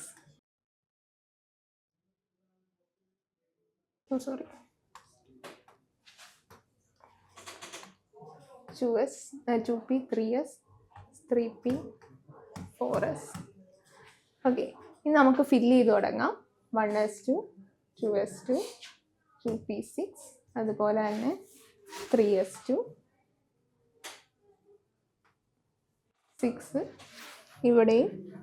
ഇപ്പം എത്ര എണ്ണമായി? 10 11 12 13 14 18 ആയി. ഇവിടെ 1ഉം വരും. ഇപ്പം നോർമലി നമ്മൾ പൊട്ടാസ്യം നമ്മൾ പറഞ്ഞ മെത്തേഡ് വെച്ചിട്ട് നമ്മൾ ഫില്ല് ചെയ്യുകയാണെങ്കിൽ ഇങ്ങനെ പോകണം. അറ്റോമിക് നമ്പർ ഇത് പൊട്ടാസ്യം വരെ എത്തിയപ്പോഴേക്കും നമ്മൾ ഇത്രയും ക്ഷീണിച്ചു. അപ്പോൾ ഒന്ന് ആലോചിച്ച് നോക്കുക, ക്രോമിയം കോപ്പർ 30 വരെ നമുക്ക് ഇങ്ങനെ എഴുതാൻ പറ്റും. പക്ഷെ അത്രയും കൊണ്ട് തീരില്ല. കാരണം ഇനിയും എലിമെൻറ്റ്സ് ഉണ്ട് അല്ല. എലിമെൻറ്റ്സിൻ്റെ അറ്റോമിക് നമ്പർ ഒരു 35 37 ഒക്കെ എഴുതിക്കൊണ്ട് പറഞ്ഞാൽ ഇങ്ങനെ എഴുതിക്കഴിഞ്ഞാൽ നിങ്ങൾ എക്സാം പേപ്പറിൻ്റെ ഫുൾ എഴുതി തീരുന്നതും തീർക്കില്ല. അത്രയും ബുദ്ധിമുട്ടാണ്. അപ്പോൾ ഈ ബുദ്ധിമുട്ട് ഒഴിവാക്കാൻ വേണ്ടിയിട്ട് നമ്മൾ എളുപ്പത്തിൽ ഒരു സംഭവം, അതായത് ഇതിങ്ങനെ കുറച്ച് ബുദ്ധിമുട്ട്, ഇതിപ്പോൾ 19 ഒക്കെ ആകുമ്പോൾ ഓക്കെ. പക്ഷെ ഇത് ഇനി മുമ്പോട്ട് വരുന്തോറും എന്താ പറയുക, അറ്റോമിക് നമ്പർ കൂടി വരുന്തോറും നമുക്ക് ഭയങ്കര പാടായിട്ട് വരും, ബുദ്ധിമുട്ടാവും. അപ്പോൾ അതിന് വേണ്ടി കുറച്ച് ഈസി ആയിട്ട് നമുക്ക് കൺസിഡർ ചെയ്യാൻ വേണ്ടി നമ്മൾ പീരിയോഡിക് ടേബിൾ കണ്ടിട്ടില്ലേ? ഈ പീരിയോഡിക് ടേബിളിൻ്റെ ഏറ്റവും അറ്റത്ത് ഒട്ടും റിയാക്ട് ചെയ്യാതെ, അതായത് ഇപ്പോഴും തീണ്ടലാചാരം നമുക്കാണെങ്കിൽ കുറേ വർഷങ്ങൾ പഴക്കത്തിലേക്ക് എടുത്തു കഴിഞ്ഞ് കഴിഞ്ഞാൽ പണ്ട് ഈ തീണ്ടലാചാരം എന്ന് പറയും. ആരോടും, അതായത് അപ്പർ കാസ്റ്റ് ആരും തന്നെ ലോവർ കാസ്റ്റുമായിട്ട് ടച്ചിങ് നോട്ട് ടച്ച് ആണ്, പാടില്ല എന്ന്. അതുപോലെ തന്നെ നമ്മുടെ പീരിയോഡിക് ടേബിളിലും അങ്ങനത്തെ കുറച്ച് ആൾക്കാരുണ്ട്. ആരുമായിട്ട് അങ്ങനെ ഇടപെടാണ്ട്, ഒന്നിനോടും അങ്ങനെ ഇടപെടാണ്ട് നോബിളായിട്ട് നിൽക്കണം. അവരെ നോബിൾ ഗ്യാസസ് എന്ന് വിളിക്കും. അതായത് അവർ അങ്ങനെ പെട്ടെന്ന് ഒട്ടും റിയാക്ഷൻ ഇല്ലാത്ത ആൾക്കാരാണ്. അവരെ നോബിൾ ഗ്യാസസ് എന്ന് വിളിക്കും. എന്തുകൊണ്ടാണെന്ന് വെച്ച് കഴിഞ്ഞാൽ നമ്മൾ തൊട്ട് മുമ്പ് കണ്ട നമ്മുടെ നിയോൺ ഇല്ലേ, അത് ഈ നോബിൾ ഗ്യാസസിൽ വരുന്ന. ഇതുപോലെ അവരുടെ സബ്ഷെൽ കോൺഫിഗറേഷൻ എടുത്ത് നോക്കിക്കഴിഞ്ഞാൽ അവരുടെ സബ്ഷെൽ കോൺഫിഗറേഷൻ എല്ലാം ഫിൽഡ് ആയിരിക്കും. അതായത് ഇലക്ട്രോൺസ് കംപ്ലീറ്റ്ലി ഫില്ലാണ്. ഒരാൾ കുറവുമില്ല, ഒരാൾ കൂടുതലുമില്ല. അതുകൊണ്ട് തന്നെ അവർ അനാവശ്യമായിട്ട് റിയാക്ഷനിലേക്കൊന്നും പങ്കെടുക്കാറില്ല. അവർ അതുകൊണ്ട് തന്നെ ഒട്ടും ആക്റ്റീവ് ആവാതെ ആ സൈഡിൽ കിടക്കും. അങ്ങനെയുള്ള ഗ്യാസ് നമ്മൾ നോബിൾ ഗ്യാസസ് എന്ന് വിളിക്കും. അപ്പോൾ അവരുടെ അറ്റോമിക് നമ്പർ വളരെ ഇമ്പോർട്ടൻ്റ് ആണ്. അപ്പോൾ ആ ഗ്യാസസിനെ നമ്മൾ ഒരു ബ്രാക്കറ്റിൽ കൊടുത്ത് ബാലൻസ് കൺസിഡർ ചെയ്യുന്നതാണ് നമ്മൾ ഈ പറയുന്ന ഷോർട്ട് കട്ട് മെത്തേഡ് ഇതിനകത്ത്. ഇപ്പോൾ ഈ പൊട്ടാസ്യത്തിൻ്റെ കേസ് എടുക്കുകയാണെങ്കിൽ ഈ നോബിൾ ഗ്യാസസിൻ്റെ ഇത്രയും കണ്ടില്ലേ, ഈ പൊട്ടാസ്യത്തിൻ്റെ കേസ് ഞാൻ എടുക്കുകയാണെങ്കിൽ ഈ 1s തൊട്ട് 3p6 വരെ ഇത്രയും കൺസിഡർ ചെയ്താൽ ഇത് 18 ഇലക്ട്രോൺസ് ആണ്. അറ്റോമിക് നമ്പർ 18 ഉള്ളത് ആർഗൺ എന്ന് പറയുന്ന നോബിൾ ഗ്യാസിനാണ്, ആർഗൺ എന്നുള്ളത്. അപ്പം ഞാൻ ഇത്രയും വലിച്ചു വാരി എഴുതുന്നേക്കാളും നല്ലത് സിമ്പിളായിട്ട് ഞാൻ ആർഗൺ എന്നിട്ട് ഒരു സ്ക്വയർ ബ്രാക്കറ്റിൽ കൊടുത്ത് ബാലൻസ് ആരോ ഉള്ളത് 4s1 ആണ്. ആ 4s1നെയും കൂടെ എഴുതാം. ഇങ്ങനെയും എനിക്ക് വേണമെങ്കിൽ സബ്ഷെൽ ഇലക്ട്രോണിക് കോൺഫിഗറേഷന് എഴുതാൻ പറ്റും. അതായത് വലിയ വലിയ അറ്റോമിക് നമ്പർ വരുമ്പോൾ ഇങ്ങനെ എഴുതി കഷ്ടപ്പെടുന്നേക്കാളും നല്ലത് അതിന് തൊട്ട് മുമ്പുള്ള, അതായത് ആ അറ്റോമിക്, ഇപ്പോൾ പൊട്ടാസ്യത്തിൻ്റെ കേസാണെങ്കിൽ പൊട്ടാസ്യത്തിന് തൊട്ട് മുമ്പ് നിൽക്കുന്നവനാണ് ഈ പറയുന്ന ആർഗൺ എന്ന് പറയുന്നത്. കാരണം പുള്ളിക്ക് 18 ഇലക്ട്രോൺ ഉണ്ട്, സബ്ഷെൽ ഫിൽഡാണ്. അപ്പോൾ തൊട്ട് മുന്നുള്ള എല്ലാ എലിമെൻറ്റും അല്ല, തൊട്ട് മുന്നുള്ള നോബിൾ ഗ്യാസ് ഏതാണോ അവനെ വെച്ചിട്ട് നമുക്കിങ്ങനെ എഴുതാം. അതാണ് ഒരു ഷോർട്ട് കട്ട് മെത്തേഡ്. പിന്നെ ബാലൻസ് ഉള്ള ഇലക്ട്രോൺസും കൂടെ എഴുതിയാൽ മതി. അതായത് ആർഗൺ ഞാൻ കൊടുത്തു, ആർഗൺ എന്ന് ഒരൊറ്റ വാക്കിൽ തന്നെ 18 ഇലക്ട്രോൺസ് ഇവിടെ ഫിൽഡാണ്. അത് കഴിഞ്ഞ് 4s1 എക്സ്ട്രാ ഉള്ള ആ ഒരു സബ്ഷെല് ഞാനിവിടെ എഴുതി. ഇങ്ങനെ നമുക്ക് എഴുതി കൺസിഡർ ചെയ്യാം. ഇതാണ് വേറൊരു മെത്തേഡ് ഓഫ് നമ്മൾക്ക് പറയുന്നത്. ഓക്കെ, നമ്മൾ അങ്ങനെ ഇപ്പോൾ ഇതാണ് മറ്റൊരു മെത്തേഡ്. നമുക്കിങ്ങനെ വലിയ വലിയ നമ്പേഴ്സ്, അറ്റോമിക് നമ്പർ ഒക്കെ വന്നു കഴിഞ്ഞാൽ ഇങ്ങനെ എഴുതുന്നത് ഭയങ്കര കഷ്ടമല്ലേ? അതുകൊണ്ട് നമുക്ക് സിമ്പിളായിട്ട് ഇങ്ങനെ നോബിൾ ഗ്യാസസിൻ്റെ ഹെൽപ്പോട് കൂടി അവരുടെ കോൺഫിഗറേഷൻ, നോബിൾ ഗ്യാസസിന് ഇതുപോലെ ബ്രാക്കറ്റ് ചെയ്ത് നമുക്ക് ബാലൻസ് ഉള്ള സബ്ഷെൽ കോൺഫിഗറേഷൻ മാത്രം എഴുതി നമുക്ക് സിമ്പിളായിട്ടും ഇങ്ങനെ എഴുതാൻ പറ്റും. ഇതാണ് രണ്ട് രീതിയിൽ നമുക്ക് ഇലക്ട്രോണിക് കോൺഫിഗറേഷൻ എഴുതാൻ പറ്റുന്ന രണ്ട് രീതികൾ എന്ന് പറയുന്നത്. അപ്പോൾ ഇനി നമുക്ക് ക്രോമിയവും കോപ്പറിൻ്റെയും കാര്യം നോക്കാം. അതായത് ഇതിൻ്റെ മിസ് ഞാൻ ഇതിൻ്റെ രണ്ടെണ്ണത്തിൻ്റെയും നമ്മൾ സബ്ഷെൽ കോൺഫിഗറേഷൻ എഴുതുവാണ്. ആൻഡ് ഈ സബ്ഷെൽ കോൺഫിഗറേഷൻ ഞാൻ എഴുതുന്നത് മറ്റേ നമ്മളുടെ പൊട്ടാസ്യത്തിൽ പറഞ്ഞ രണ്ടാമത്തെ മെത്തേഡ് ഉണ്ടല്ലോ, നോബിൾ ഗ്യാസ് യൂസ് ചെയ്തിട്ടുള്ള, ഞാൻ ഇപ്പോൾ അതല്ല യൂസ് ചെയ്യുന്നത്. ഞാൻ കുറച്ച് നിങ്ങൾക്ക് വേണ്ടി കഷ്ടപ്പെട്ടാണെങ്കിലും ബുദ്ധിമുട്ടി ഞാൻ ആ കംപ്ലീറ്റ് ഇലക്ട്രോണിക് കോൺഫിഗറേഷനും എഴുതാൻ പോകുന്നു. അപ്പോൾ ക്രോമിയം എന്ന് പറയുന്നത് ഒരു എലിമെൻറ്റിൻ്റെ അറ്റോമിക് നമ്പറാണ് 24 എന്ന് പറയുന്നത്. അപ്പോൾ അവിടെ എത്ര ഇലക്ട്രോൺസ് ഉണ്ട്? 24 ഇലക്ട്രോൺസ് ഉണ്ട്. അങ്ങനെയാണെങ്കിൽ അതിൻ്റെ സബ്ഷെൽ കോൺഫിഗറേഷൻ വരുന്നത് 1s1, 1s2, 2s2, 2p6, പിന്നെ 3s2, 3p6, 4s2, 3d, ഇപ്പം എത്രയായി? 24 അല്ലേ? ഡിയിൽ 10 വരെ എടുക്കാൻ പറ്റും. അപ്പോൾ ഇവിടെ മൊത്തം ഇപ്പോൾ 20 എന്ന് പറയും. ഓക്കെ, ഇനി അടുത്തത് ഞാൻ എടുക്കാൻ പോകുന്നത് ഇതുപോലെ തന്നെ കോപ്പറിനെയും കൂടെ ഞാൻ എഴുതുവാണ്. കോപ്പറിൻ്റെ എത്രയാണ്? 29 ആണ് അതിൻ്റെ നമ്മുടെ നമ്പർ ഓഫ് ഇലക്ട്രോൺസ് എന്ന് പറയുന്നത് 29 ആണ്. ആർക്ക്? കോപ്പറിന്. അങ്ങനെയാണെങ്കിൽ അതിന് വീണ്ടും ഞാൻ ഇതുപോലെ തന്നെ കോപ്പറിനെയും സബ്ഷെൽ കോൺഫിഗറേഷൻ എഴുതുവാണ്. അപ്പോൾ അതെന്താ? 1s2, 2s2, 2p6, 3s2, 3p6, 4s2, 3d. ഇവിടെ എന്താണ്? 20 ആയി, ഒരു 9 കൂടെ. സോ നമ്മൾ പഠിച്ച പ്രകാരം ഇങ്ങനെയാണ് നമ്മുടെ കോപ്പറിൻ്റെയും ക്രോമിയത്തിൻ്റെയും ഇത്. എന്നാൽ ഞാൻ പറയുന്നു, ഇത് ശരിയാണോ? ഞാൻ പറയുന്നു ഇത് രണ്ടും തെറ്റാണ്. ഇതല്ല ക്രോമിയത്തിൻ്റെയും ഇതല്ല കോപ്പറിൻ്റെയും. അതെന്താ? മിസ്സല്ലേ കുറച്ച് മുമ്പ് പറഞ്ഞത് ഇങ്ങനെയാണ് എഴുതേണ്ടതെന്ന്? എല്ലാം ശരിയാണല്ലോ. 6 ആണ് ഓരോ ഷെല്ലിലും അക്കോമഡേഷൻ ഒക്കെ കറക്റ്റ് ആണല്ലോ. നമ്മൾ ഡിയിലും ഡിക്ക് 10 എണ്ണത്തിന് അക്കോമഡേറ്റ് ചെയ്യാൻ പറ്റും. അപ്പം ഞാൻ ബാലൻസ് എൻ്റെ കയ്യിൽ 4 ഉണ്ടായിരുന്നുള്ളൂ, ഞാൻ അങ്ങനെയാണല്ലോ കൊടുത്തത്. കോപ്പറിൻ്റെ കാര്യത്തിൽ അങ്ങനെയാണല്ലോ ആണ്. പക്ഷേ ഇവിടെ ഒരു ട്വിസ്റ്റ് ഉണ്ട്. ഇവിടെയാണ് ഒരു ട്വിസ്റ്റ് ഉള്ളത്. ഇതെന്താണെന്ന് വെച്ച് കഴിഞ്ഞാൽ മക്കളെ നിങ്ങൾ ഇങ്ങോട്ട് നോക്കിയേ.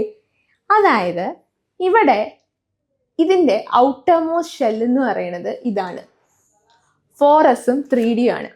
ആൻഡ് ഇനി നമ്മൾ പീരിയോഡിക് ടേബിളിലേക്ക് നോക്കുകയാണെങ്കിൽ ഇതിനെ, അതായത് ഒരു ഇലക്ട്രോണിക് കോൺഫിഗറേഷൻ നമ്മൾ എഴുതുമ്പോൾ അതിൻ്റെ അവസാനത്തെ ഇലക്ട്രോൺ ഏത് സബ്ഷെല്ലിലാണോ കയറിയിരിക്കുന്നത്, അവസാനത്തെ ഇലക്ട്രോൺ ഏത് സബ്ഷെല്ലിലാണോ കയറിയിരിക്കുന്നത് അതായിരിക്കും അതിൻ്റെ ബ്ലോക്ക് എന്ന് പറയുന്നത്. അതായത് നമ്മുടെ പീരിയോഡിക് ടേബിൾ, ഞാൻ നിങ്ങൾക്ക് ഇത് പറയുന്നതിന് മുമ്പ് ഞാൻ പീരിയോഡിക് ടേബിൾ നിങ്ങൾക്കൊന്ന് കാണിച്ചു തരാം. ഇതല്ലേടാ നമ്മുടെ പീരിയോഡിക് ടേബിള്. ഈ പീരിയോഡിക് ടേബിളിനകത്ത് ആദ്യത്തെ ഒരു ഗ്രൂപ്പാണ് 1 2 3 4 5 6 7 8 9 10 11 12 13 14 15 16 17 18 മൊത്തം ഈ എഴുതിയിരിക്കുന്നത്, അതായത് ഇങ്ങനെ കാണിച്ചേക്കുന്ന ഈ കോളം എന്ന് പറയുന്നത് മൊത്തം ഗ്രൂപ്പുകളാണ്. അങ്ങനെ നമുക്ക് 18 കോളം ഉണ്ട്. അപ്പം 18 ഗ്രൂപ്പുകളാണ്. ഈ ഗ്രൂപ്പിനകത്ത് ഈ 1ഉം 2ഉം വരുന്നത് എസ് ബ്ലോക്കാണ്. 1ഉം 2ഉം ഉള്ള ഗ്രൂപ്പ് എസ് ബ്ലോക്കാണ്. അതുപോലെ 3ഉം 12ഉം എന്നും പറയുന്നത്, ഈ ഫ്രം 3 to ഈ 12 എന്ന് പറയുന്നതാണ് ഡി ബ്ലോക്ക്. നമ്മുടെ ആരാണ് ഡി ബ്ലോക്ക്. ഇത് എസ് ബ്ലോക്ക്, ഇത് ഡി ബ്ലോക്ക്. ഈ 13 to 18 വരെ, ഇവിടെ കാണുന്ന 13 to 18 വരെ ഇവരെ നമ്മൾ കൺസിഡർ ചെയ്യുന്ന ഈ 13 to 18 വരെയുള്ളവർ, ഇവരെന്ന് പറയുന്നത് നമ്മളുടെ പി ബ്ലോക്കാണ്. ഇനി താഴത്ത് തന്ന ഈ 2 പേരില്ലേ, ഇവർ 2 പേരും ഈ താഴത്ത് ഇങ്ങനെ റോ ആയിട്ട് ഇവിടെ കണ്ടോ ഒരു വേക്കൻസി, ഇത് കണ്ടോ ഈ ഭാഗത്ത് ഒരു വേക്കൻസി കണ്ടോ? ഈ സാധനം, അതായത് ഈ താഴത്തു നിന്നുള്ള ഇത്രയും ഇവിടെ വരേണ്ട എലിമെന്റ്സ് ആണ് ഈ കൊടുത്തേക്കണത് റോ ആയിട്ട്. ഓക്കെ, ഇത് ഈ 2 താഴെ എഴുതിയിരിക്കുന്ന ഈ 2 എണ്ണവും ചേർന്നാണ് നമ്മുടെ എഫ് ബ്ലോക്ക്. അപ്പൊ പീരിയോഡിക് ടേബിളിൽ എപ്പോഴും 1ഉം 2ഉം എസ് ബ്ലോക്കും, 3 to 12 ഗ്രൂപ്പ്സ് ഡി ബ്ലോക്കും, 13 to 18 ഗ്രൂപ്പ്സ് പി ബ്ലോക്കും ആണ്. ഇതിൽ 3 to 12, അതായത് ഇതെങ്ങനെ മനസ്സിലാക്കാം എന്ന് പറഞ്ഞു കഴിഞ്ഞാൽ, ഒരു എലിമെൻറ്റിൻ്റെ നമ്മൾ സബ്ഷെൽ കോൺഫിഗറേഷൻ എഴുതുമ്പോൾ ആ എലിമെൻറ്റിൻ്റെ അവസാനത്തെ ഇലക്ട്രോൺ ഏത് സബ്ഷെൽ അതായത് ഏത് സബ്ഷെല്ലിലാണോ കയറിയിരിക്കുന്നത് അതായിരിക്കും അതിൻ്റെ ഇലക്ട്രോണിക് അതിൻ്റെ ബ്ലോക്ക് എന്ന് പറയുന്നത്. നോക്കിയടാ, അങ്ങനെ നോക്കിക്കഴിഞ്ഞ് കഴിഞ്ഞാൽ നമ്മുടെ ഈ കോപ്പറിൻ്റെ കേസ് എടുക്കുകയാണെങ്കിൽ അതിൻ്റെ ലാസ്റ്റത്തെ അവസാനത്തെ ഇലക്ട്രോൺ കയറിയിരിക്കുന്നത് ഡിയിലാണ്. ആൻഡ് ക്രോമിയത്തിൻ്റെ ആണെങ്കിൽ ഡിയിലാണ്. അതുപോലെ തന്നെ കോപ്പറിൻ്റെയും അവസാനത്തെ ഇലക്ട്രോൺ കയറിയിരിക്കുന്നതും ഡിയിലാണ്. അവസാനത്തെ ഇലക്ട്രോൺ, അവസാനത്തെ സബ്ഷെൽ ഏതാണെന്ന് നോക്കുക, അത് ഡി ആണ്. അപ്പോൾ കോപ്പർ എവിടെയാണ് കാണാൻ പറ്റുക? ദേ കണ്ടോ, ദേ ക്രോമിയം. ഡി ബ്ലോക്കിൽ ക്രോമിയം ഉണ്ട്. അതുപോലെ തന്നെ ഡി ബ്ലോക്കിൽ തന്നെയാണ് എൻ്റെ കോപ്പറും കിടക്കുന്നത്. ഇനി നമുക്ക് ഇങ്ങോട്ട് വരാം. അപ്പോൾ ഞാൻ പറഞ്ഞു വന്നത് ഇവരെ സംബന്ധിച്ചോളം, പക്ഷേ ഇതിൻ്റെ അങ്ങനെ നോക്കിക്കഴിഞ്ഞാൽ ഇത് 2ഉം ഡി ബ്ലോക്ക് എലിമെൻറ്റ്സ് ആണ്. ഇവർ 2 പേരും ഡി ബ്ലോക്ക് എലിമെൻറ്റ്സ് ആണ്. മക്കളെ, ഡി ബ്ലോക്ക് എലിമെൻറ്റ്സ് നമുക്ക് മുന്നോട്ട് പരിചയപ്പെടാം. പക്ഷേ ഡി ബ്ലോക്ക് എലിമെൻറ്റ്സിന് ഒരു പേരും കൂടി ഉണ്ട്. അതായത് ഡി ബ്ലോക്കിലെ എലിമെൻറ്റ്സ് ട്രാൻസിഷൻ എലിമെൻറ്റ്സ് എന്നാണ് പറയുന്നത്. അതെന്തുകൊണ്ടാണെന്ന് വെച്ചാൽ ഈ പറയുന്ന ഡി ബ്ലോക്ക് എലിമെൻറ്റ്സിനുള്ള ഒരു പ്രത്യേകതയാണ് ഇവരുടെ ഈ 2, അതായത് ഈ 4sഉം ബിയും ഈ ബ്രാക്കറ്റിൽ ഇട്ടേക്കുന്നത്, ഇത് ഔട്ടർമോസ്റ്റ് ഷെല്ലാണ് ഇവരുടെ. ആൻഡ് ഇവർ തമ്മിൽ വലിയ എനർജി ഡിഫറൻസ് ഇല്ല, ഏകദേശം ഒരുമിച്ചാണ് കിടക്കുന്നത്. ഈ ഒരു സബ്ഷെല്ല് നമ്മൾ ഏറ്റവും കൂടുതൽ ലൈഫിൽ എന്ത് വേണം എന്ന് ആഗ്രഹപ്പെടുക? സ്റ്റെബിലിറ്റി വേണം. അതായത് നമ്മൾ എന്തിനാ നന്നായിട്ട് പഠിക്കണേ? നല്ലൊരു ജോലി കിട്ടാൻ. നല്ലൊരു ജോലി എന്തിനാ? നല്ലൊരു ശമ്പളം കിട്ടാൻ. നല്ല ശമ്പളം എന്തിനാ? നമുക്കൊരു ഇൻഡിപെൻഡൻ്റ് ആവാൻ, നമ്മളൊന്ന് സ്റ്റേബിൾ ആകാൻ വേണ്ടിയിട്ട്. ഇതേപോലെ തന്നെയാണ് എലിമെൻസിൻ്റെ വികാരവും. അവർക്കും സ്റ്റെബിലിറ്റിയാണ് മെയിൻ. അപ്പം എലിമെൻസും സ്റ്റേബിൾ ആകാൻ വേണ്ടിയിട്ട് എന്ത് ചെയ്യും? അവരും ഇതുപോലെ തന്നെ സ്റ്റേബിൾ ആകാൻ വേണ്ടിയിട്ട് നോക്കിക്കൊണ്ടിരിക്കും.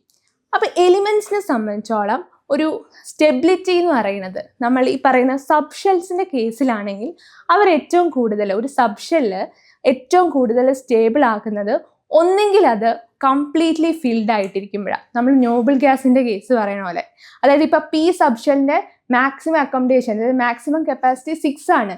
6 ഇലക്ട്രോൺ കിട്ടിയാലാണ് പി സംബന്ധിച്ചോളം അത് കംപ്ലീറ്റ്ലി ഫിൽഡ് ആവുന്നത്. അപ്പോഴാണ് അത് ഏറ്റവും കൂടുതൽ സ്റ്റേബിൾ ആകുന്നത്. അല്ലെങ്കിൽ രണ്ടാമത്തെ കാര്യം എന്ന് പറഞ്ഞാൽ അവർ പാർഷ്യലി ഫിൽഡ് ആവണം. അതായത് കറക്റ്റ് 6ന്റെ പകുതി എത്രയാണ്? 3. അതായത് 3 എണ്ണത്തിലും ഓരോ 3 ഓർബിറ്റലിലും ഓരോ ഇലക്ട്രോൺ വീതം വരണം പിയുടെ കേസാണെങ്കിൽ. അപ്പോഴാണ് അവർ ഇതാവുക. അതായത് ഒന്നെങ്കിൽ ഹാഫ്ലി ഫിൽഡ് അഥവാ പാർഷ്യലി ഫിൽഡ്, അല്ലെങ്കിൽ കംപ്ലീറ്റ്ലി ഫിൽഡ്. ഇങ്ങനെ ഒരു കേസിലാണ് സബ്ഷെൽസ്, ഇങ്ങനത്തെ ഒരു കേസിൽ വരുമ്പോഴാണ് സബ്ഷെല്ല് മാക്സിമം സ്റ്റേബിൾ ആവുക. ഞാൻ പറഞ്ഞു ഏതൊരു എലിമെൻസിൻ്റെ ആഗ്രഹം സ്റ്റേബിലിറ്റി വേണം എന്നാണെന്ന്. അപ്പം അങ്ങനെ നോക്കിക്കഴിഞ്ഞ് കഴിഞ്ഞാൽ ഡിക്ക് എത്ര പേരാ? ഡിയുടെ മാക്സിമം 10 ഇലക്ട്രോൺസിന് അതിന് അക്കോമഡേറ്റ് ചെയ്യാം. അതായത് 10 ഇലക്ട്രോൺസ് ആണ് അതിൻ്റെ കപ്പാസിറ്റി. അപ്പം ഡീനെ സംബന്ധിച്ചോളം 5 ഓർബിറ്റൽ ഉണ്ട്. 5 ഓർബിറ്റൽസിനും കൂടെ 2 ഇലക്ട്രോൺ കൂടി 10 ഇലക്ട്രോൺസ് കിട്ടുന്നതാണ് ഡീനെ സംബന്ധിച്ചോളം കംപ്ലീറ്റ്ലി ഫിൽഡ് എന്ന് പറയുന്നത്. അതല്ലെങ്കിൽ അതിന് സ്റ്റെബിലിറ്റി അക്വയർ ചെയ്യണേ അത് ഹാഫ്ലി അല്ലെങ്കിൽ പാർഷ്യലി ഫിൽഡ് ആകണം. അങ്ങനെ വന്നു കഴിഞ്ഞാൽ പാർഷ്യലി ഫിൽഡ് എന്ന് പറയുന്നത് ഡീൻ്റെ കാര്യത്തിൽ 5 ഇലക്ട്രോൺസ് ആയിരിക്കും. എപ്പോഴാണ് 5 ഇലക്ട്രോൺസ് വരുമ്പോഴാണ് ഡിയുടെ കാര്യത്തിൽ പാർഷ്യൽ. 10ന്റെ പകുതിയല്ലേ 5. അപ്പോൾ പാർഷ്യലി ഫിൽഡ് 10ന്റെ പകുതിയാണ് 5. അപ്പോൾ പാർഷ്യലി ഫിൽഡ് ആകുമ്പോഴാണ്, അതായത് പകുതിയാക്കണം. 10ന്റെ പകുതി 5 ആണ്. അപ്പോൾ 5 ഇലക്ട്രോൺസ് വരുന്നതാണ് ഡി സബ്ഷൻ്റെ കേസിൽ അത് സ്റ്റേബിൾ ആകുന്നത്. അങ്ങനെ നോക്കിയാൽ ഞാൻ പറഞ്ഞു ഈ 4sഉം ഡിയും തമ്മിൽ വലിയ വ്യത്യാസമില്ല എന്ന് പറഞ്ഞു. അപ്പോൾ നോക്കിക്കേ, ഈ 4s ഈ ഡീനെ സംബന്ധിച്ചോളം ഇവിടെ 4 ഇലക്ട്രോൺസ് ആണ്. അതുപോലെ തന്നെ കോപ്പറിൻ്റെ കേസിൽ ഈ ഡീനെ സംബന്ധിച്ചോളം ഇവിടെ 9 ഇലക്ട്രോൺസ് ആണ്. അതായത് ഒരാളെ കിട്ടിയാൽ അവൻ സ്റ്റേബിൾ ആകും. ഔട്ടർമോസ്റ്റ് ഷെല്ലിൽ 1 ഇലക്ട്രോൺ കിട്ടിയാൽ സ്റ്റേബിൾ ആകും. ഡി എലിമെൻസിന് ഒരു പ്രത്യേകതയുണ്ട്. ഡി ബ്ലോക്കിലെ എലിമെൻസിനെ സംബന്ധിച്ചോളം അവരുടെ 4sഉം അതുപോലെ തന്നെ 3Dയും തമ്മിൽ വലിയ എനർജി വ്യത്യാസവും ഇല്ല. വളരെ മൈന്യൂട്ടുള്ളൂ. ഇലക്ട്രോൺസിന് അങ്ങോട്ടും ഇങ്ങോട്ടും ചാടിപ്പോകാം. അതുകൊണ്ട് തന്നെ ഈ 4s മഹാമനസ്കനായിട്ട് 1 ഇലക്ട്രോണിനെ ഇങ്ങോട്ട് വിട്ടുകൊടുക്കും. 1 ഇലക്ട്രോണിനെ അങ്ങനെ നമുക്ക് ഈ 4s വിട്ടുകൊടുക്കുക. അപ്പോൾ എന്താവും? 4 ഇലക്ട്രോൺസിൻ്റെ കേസിൽ നമുക്ക് 1 കിട്ടും. ഇവിടെ 4sന്റെ മേലിൽ 1 ഇലക്ട്രോണും ആവും. അങ്ങനെ 3Dയുടെ കാര്യത്തിൽ ഇവിടെ 5 ഇലക്ട്രോൺസും വരും. ഇതാണ് നമ്മളുടെ ക്രോമിയത്തിൻ്റെ കേസിലാണെങ്കിൽ ഇതാണ് അതിൻ്റെ കറക്റ്റ് കോൺഫിഗറേഷൻ. ഓക്കെ, അതായത് 4s 1 ഇലക്ട്രോൺ വിട്ടുകൊടുത്ത് ഇവിടെ 3D കംപ്ലീറ്റ്ലി പാർഷ്യലി ഫിൽഡായി 5 ആയി. അങ്ങനെ ക്രോമിയം മാക്സിമം സ്റ്റെബിലിറ്റി ഗെയിൻ ചെയ്തു. കാരണം പാർഷ്യലി ഫിൽഡാണ്. ഡി ബ്ലോക്ക് എലിമെൻസിൽ ഡി ഓർബിറ്റ് സബ്ഷെല്ലിനെ സംബന്ധിച്ചോളം പാർഷ്യലി ഫിൽഡ് എന്ന് പറഞ്ഞാൽ 5 ഇലക്ട്രോൺ കിട്ടുന്ന. അപ്പോൾ 1 ഇലക്ട്രോൺ 4sന്ന് കൊടുത്തപ്പോൾ 3ക്ക് 5 ആയി. അത് പാർഷ്യലി ഫിൽഡായി. അങ്ങനെ ക്രോമിയം സ്റ്റെബിലിറ്റി ഒബ്റ്റെയിൻ ചെയ്തു. അങ്ങനെ ക്രോമിയം 24ന്റെ കേസിലുള്ള ഒരു ട്വിസ്റ്റ് ആണ് ഈ പറയുന്ന ഇലക്ട്രോണിക് കോൺഫിഗറേഷൻ. അങ്ങനെയാണെങ്കിൽ കോപ്പറും ഇതേ പണിയാണ് ചെയ്തത്. കോപ്പറിൻ്റെ കേസിൽ നോക്ക്, ഇവിടെ 9 ഇലക്ട്രോൺസ് ആണ്. അപ്പോൾ 1 ഇലക്ട്രോണിൻ്റെ കുറവ് കിട്ടിക്കഴിഞ്ഞാൽ കംപ്ലീറ്റ്ലി ഫിൽഡ് ആവും. അതായത് ഡി എന്ന് പറയുന്ന ഡി സബ്ഷെല് കംപ്ലീറ്റ്ലി 10 ഇലക്ട്രോൺസിനെ അതിന് എടുക്കാൻ പറ്റും. അപ്പോൾ കംപ്ലീറ്റ്ലി ഫിൽഡ് ആവും. മാക്സിമം സ്റ്റെബിലിറ്റി വരും. അപ്പോൾ ഈ 4s 1 ഇലക്ട്രോണിനെ ഈ പറയുന്ന 3Dയിലേക്ക് കൊടുക്കും. അങ്ങനെ വരുമ്പോൾ എന്താണ് നമുക്ക് ഇവിടുത്തെ കേസിൽ വരുന്നത്? ഇവിടുത്തെ കേസിൽ 4s 1ഉം അതുപോലെ 3Dക്ക് അങ്ങനെ 10ഉം ആകും. ഇതാണ് നമ്മളുടെ കോപ്പറിൻ്റെ കേസിൽ നടക്കുന്നത്.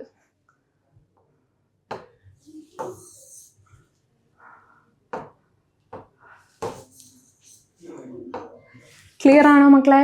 അങ്ങനെ അപ്പോൾ കോപ്പറിൻ്റെയും ക്രോമിയത്തിലും ഒരു ട്വിസ്റ്റ് ഉണ്ട്. അതിൻ്റെ ഇലക്ട്രോണിക് കോൺഫിഗറേഷൻ എഴുതാൻ പറഞ്ഞു കഴിഞ്ഞാൽ നിങ്ങളിങ്ങനെ നോക്കണം. അതായത് പാർഷ്യലിയും കംപ്ലീറ്റ്ലി ആണ് അതിനെ സംബന്ധിച്ചോളം സ്റ്റെബിലിറ്റി കിട്ടേണ്ടത്. സ്റ്റെബിലിറ്റി കിട്ടാൻ വേണ്ടി ഈ 4sഉം 3Dയും തമ്മിൽ വലിയ എനർജി ഡിഫറൻസ് ഇല്ലാത്തതുകൊണ്ട് 4sൽ നിന്നും 1 ഇലക്ട്രോൺ 3Dയിലേക്ക് കൊടുക്കും.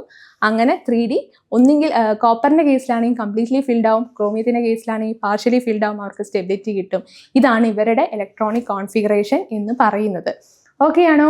അപ്പോൾ ഇത്രയും കാര്യങ്ങളാണ് നമ്മൾ ഈ ചാപ്റ്ററിനകത്ത് കണ്ടത്. നമ്മൾ എന്തൊക്കെയാണ് കണ്ടത്? എങ്ങനെയാണ് ഇലക്ട്രോണിക് കോൺഫിഗറേഷൻ എഴുതേണ്ടത്, എങ്ങനെയാണ് ഇലക്ട്രോൺസ് ഫില്ല് ചെയ്യേണ്ടത് എന്നൊക്കെയാണ് നമ്മൾ ഇതിനകത്ത് മെയിനായിട്ട് കണ്ടത്. ഒരു കാര്യം കൂടെ മിസ് പറഞ്ഞേക്കാം.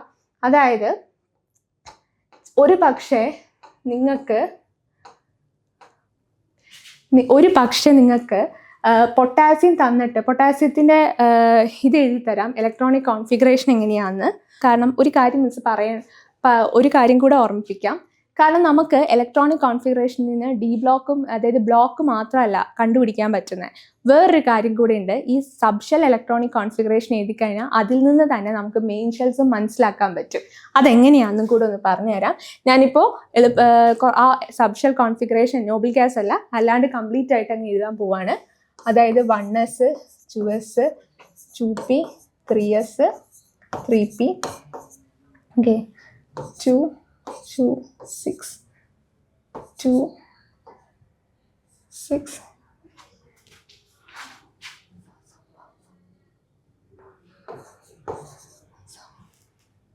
1. ഓക്കെ, ഇതാണ് നമ്മുടെ പൊട്ടാസ്യത്തിൻ്റെ സബ്ഷെൽ കോൺഫിഗറേഷൻ. എടാ ഇങ്ങോട്ട് നോക്കിക്കേ. ഇനി ഇതിൽ നിന്ന് നമുക്ക് മെയിൻ ഷെല്ല്, അതായത് ഈ പറയുന്ന മെയിൻ ഷെൽസിലെ KLMN, അതിൻ്റെ നമ്മൾ എങ്ങനെയാണ് അതിൻ്റെ കോൺഫിഗറേഷൻ നമുക്ക് എഴുതാൻ പറ്റും, അത് കണ്ടുപിടിക്കാൻ പറ്റും. അതെങ്ങനെയാണെന്ന് വെച്ച് കഴിഞ്ഞാൽ നോക്കിക്കേ, ഇവിടെ കണ്ടോ, ഇവിടെ 1s, അതായത് ഈ 1 സ്റ്റാൻഡ്സ് ഫോർ, ഞാൻ പറഞ്ഞു ഈ 1 ഈ 2 ഇത് ഈ നമ്പേഴ്സ് ഇങ്ങനെ സൈഡിൽ എഴുതിയിരിക്കുന്ന ഈ കോഎഫിഷ്യൻസ് സ്റ്റാൻഡ്സ് ഫോർ നമ്മുടെ n ആണ്, അതായത് പ്രിൻസിപ്പൽ ക്വാണ്ടം നമ്പർ ആണ് ഈ കാണിച്ചേക്കുന്നത്. അങ്ങനെയാണെങ്കിൽ ഇതിൻ്റെ കോൺഫിഗറേഷൻ എന്ന് പറയുമ്പോൾ കണ്ടോ 1 വന്നു, അതുപോലെ തന്നെ അതായത് ഇവിടെ വന്നതിന് ഇത് Kയിലുള്ളതാണ്. ഇനി ഈ 2 കണ്ടോ, ഇത് ഇത്രയും നിങ്ങളുടെ Lയിലുള്ളതാണ്. ആരാണ്? 2. എന്നിൻ്റെ വാല്യൂസ് ഇവിടെ എഴുതാം. എന്നിൻ്റെ വാല്യൂ എന്ന് പറയുന്നത് 1 2 3 ആണ്. അപ്പോൾ അത് 4 അങ്ങനെ പോവും. അതായത് K1 stands for K, 2 stands for L, 3 stands for M, and finally 4 stands for N. ഇങ്ങനെയാണല്ലോ. അപ്പോൾ 1 എന്ന് പറഞ്ഞാൽ ഇവിടെ 1, ഈ 1 stands for എന്താണ്? K ഷെല്ലാണ്. അതുപോലെ ഈ 2 stands for L ഷെല്ലാണ്. ഇനി അടുത്തത് 3 stands for എന്ന് പറയുന്നത് നമ്മുടെ M ഷെല്ലാണ്. അതുപോലെ 4 stands for എന്ന് പറയുന്നത് N ഷെല്ലാണ്. കാരണം നമുക്ക് ഈസി ആയിട്ട് നമുക്കിതിൻ്റെ ഷെൽസ് തമ്മിൽ മനസ്സിലാക്കാൻ പറ്റും ഏതൊക്കെ ഷെല്ലാണ്. അപ്പോൾ അതിൻ്റെ സൈഡിലുള്ള കോഎഫിഷ്യൻസ് നിങ്ങൾക്ക് നോക്കിയാൽ മതി. എക്സാംസിന് ഇങ്ങനെ ക്വസ്റ്റ്യൻ കണ്ടിട്ടില്ല, എന്നാലും മിസ് പറഞ്ഞാണ് സബ്ഷെല്ലിൽ നിന്നും നമുക്ക് സബ്ഷെൽ കോൺഫിഗറേഷനാണ് ഇനി അങ്ങോട്ട് ഇമ്പോർട്ടൻറ്റ്. കാരണം എന്താ, അത് കൊടുത്തു കഴിഞ്ഞ് കഴിഞ്ഞാൽ നമുക്ക് എളുപ്പത്തിൽ ഒരു എലിമെൻറ്റിൻ്റെ ബ്ലോക്ക് ഏതാണ്, അത് എവിടെ വരും, അതിൽ നിന്ന് തന്നെ മെയിൻ ഷെൽസ് കാര്യങ്ങളൊക്കെ നമുക്ക് കണ്ടുപിടിക്കാൻ പറ്റും. സോ ഈ സെഷനിൽ നമ്മൾ ഇത്രയും കാര്യങ്ങൾ പറഞ്ഞ് ഇവിടെ വൈൻഡപ്പ് ചെയ്യാണ്. കുറേ ലോങ് ആയി പോകും അല്ലെങ്കിൽ. അപ്പോൾ ഇതൊക്കെ ഒന്ന് ക്ലിയർ ആയിട്ട് മനസ്സിലാവുക എങ്ങനെയാണ് നമ്മൾ ഈ ചാപ്റ്ററിൽ തന്നെ ഇമ്പോർട്ടൻ്റ് എന്ന് പറഞ്ഞാൽ നിങ്ങൾ എങ്ങനെയാണ് സബ്ഷെൽ വെച്ച് കോൺഫിഗറേഷൻ ചെയ്യുന്നത്, അതായത് സബ്ഷെൽ കോൺഫിഗറേഷൻ ചെയ്യുന്നതാണ്. ഇലക്ട്രോൺ ഫില്ലിംഗ് ആണ് മെയിനായിട്ട് അറിയേണ്ടത്. അതുമായിട്ട് ബേസ് ചെയ്താണ് ക്വസ്റ്റ്യൻസ് വരുന്നത്. സോ ഈ സെഷനിൽ നമ്മൾ അതെല്ലാം പരിചയപ്പെട്ടു.